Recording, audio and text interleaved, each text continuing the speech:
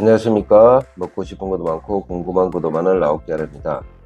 오늘은 라오스의 고속철도에 대해서 한번 알아보겠습니다.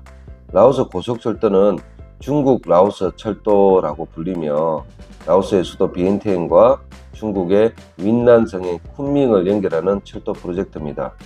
이 철도는 라오스의 첫 고속철도고 중국과 동남아시아를 연결하는 중요 교통망으로 자리 잡고 있습니다.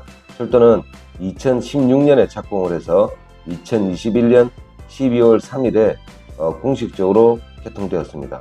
총 길이는 1035km고 이 중에 414km가 라오스 내에 있다는 것입니다. 라오스 국어는 주로 산악 지형을 통과해서 그래서 터널과 다리가 많이 건설되어 있습니다. 철도는 중국의 1대1로 전략으로 개발되었고 라오스의 경제적, 사회적 발전에 중요한 역할을 할 것으로 기대되고 있습니다.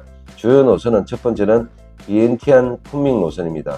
출발은 라오스 비엔티안에서 출발해가지고 중국 윈난성으로 윈난성 쿤밍에 도착하는 일정인데 거리가 1035km, 라오스 국은 아까 말씀드린 대로 414km고 운행 속도는 여객열차가 최대 시속이 160km고 화물은 120km입니다.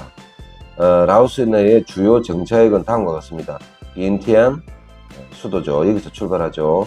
그 다음에 혼흥, 비엔티안 북쪽 지역의 주요 거점이죠. 그 다음에 당비에, 관광지죠. 그리고 우랑파방, 유네스코 세계문화유산 도시, 그리고 우돔사이, 북부 라오스의 상업 중심지 보텐, 상업 중심지고 그 다음에 보텐, 중국 라오스 국경 지역을 간다는 겁니다.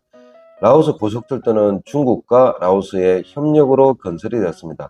프로젝트 자금은 중국과 라오스가 각각 70%와 30%를 투자했으며 라오스 정부는 이를 위해서 역시 대규모 차관, 중국에 돈 빌렸다는 거죠. 결국은 기차 이 고속전철 돈은 다 중국 돈이란 거죠. 라오스는 70% 이상이 산악 지형이기 때문에 전체 노선에 75개의 터널이 포함되어 있습니다. 터널이 굉장히 많습니다. 터널의 총 길이는 195km입니다. 그러니까 이게 굉장히 많죠. 주요 강과 계곡을 가로지르는 교량만 167개입니다. 그러니까 이게 건설하는데 돈이 많아져. 너무 산악 지역이라서 그렇죠. 중국의 철도 설계와 건설 기술이 사용되었으며 철도 운영도 중국 전문가가 하고 있습니다. 라오스 고속철도는 화물 운송 시간을 크게 단축을 시켰고 비엔티안에서 쿤밍까지 운송 시간이 기존 도로로 운송할 때보다 30시간 이상이 단축이 되었습니다. 이런 농산물, 광물, 공산품 등 주요 수출품의 경쟁력을 높이는 데 기여하고 있습니다. 실제로 중국 투자가가 라오스 아래쪽 볼라벤 쪽에서 뭐를 키우냐면 두리안 농장을 하고 있죠. 두리안 농장. 두리안은 빨리 수송해야 되잖아요. 그거는 고속철도가 있어서 가능하다. 이런 얘기도 있습니다. 2월 3일 날 라오스 중국 철도가 개통 3주년을 맞이했습니다.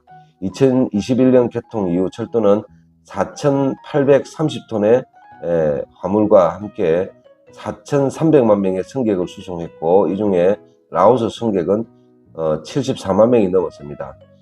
정보문화관광부에 따르면 이 기간 동안 라오스 내 승객의 85%가 수도 비엔티안하고 루앙 프라방 구간을 이용을 했습니다. 개통 3년 동안 1일 승객 수는 2만에서 약 10만 명으로 증가를 했고 운송된 화물의 종류도 10개 품목에서 3,000개 이상으로 확대되었습니다. 아까 말씀드린 대로 비얼라오, 두리안, 카사바, 가루, 망고 등 중국 시장으로 향하는 라오스의 수출 상품들이 포함이 되어 있습니다.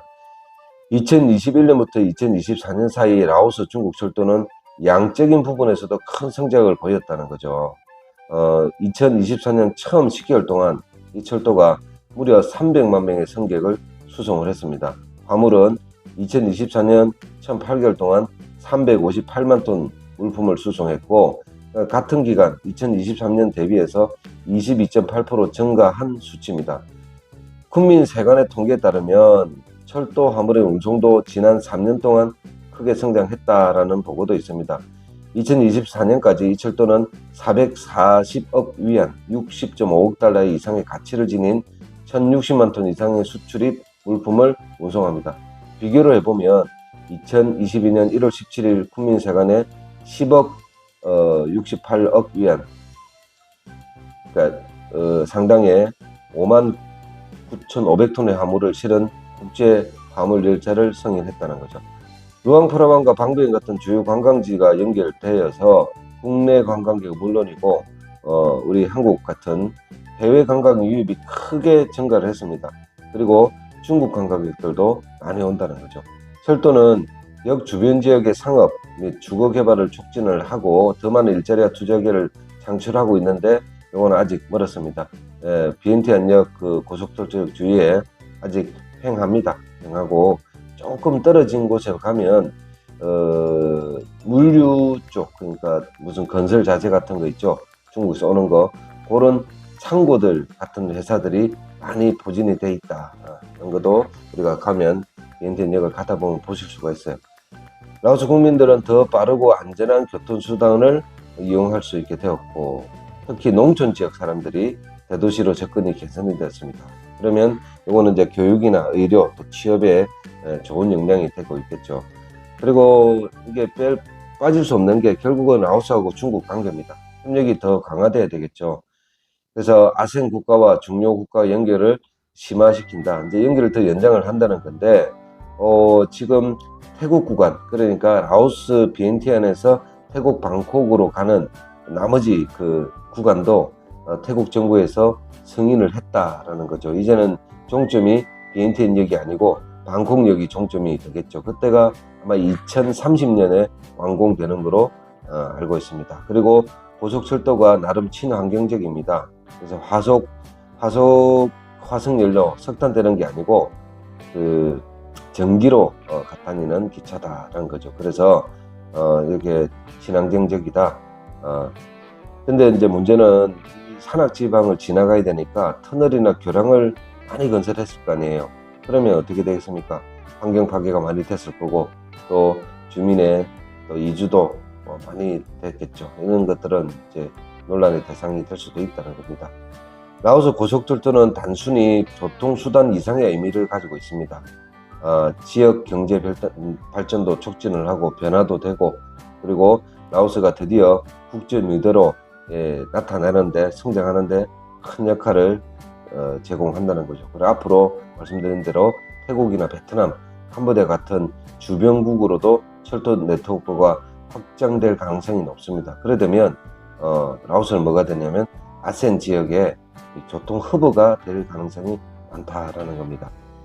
그래서 라오스 기관사는 있느냐? 지금까지는 중국 사람들이 전부 다 중국 기관사였고, 최근에 라오스 60명이 교육을 받았고, 철도 고속철도 운전 자격증을 획득한 기관사가 14명이 고속철도를 운전을 하고 있다는 거죠.